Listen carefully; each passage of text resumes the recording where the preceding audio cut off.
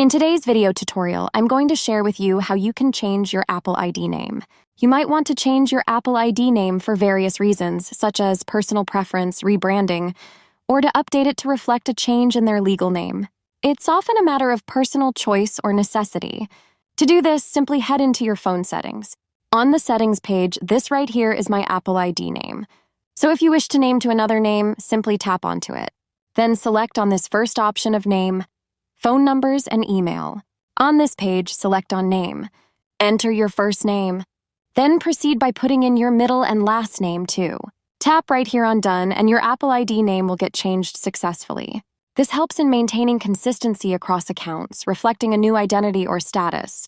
That's how easy it is to change your Apple ID name. If you have any questions regarding to this tutorial, just let me know in the comments section down below. Please don't forget to leave a like. Share and subscribe for more informative tutorials like this one.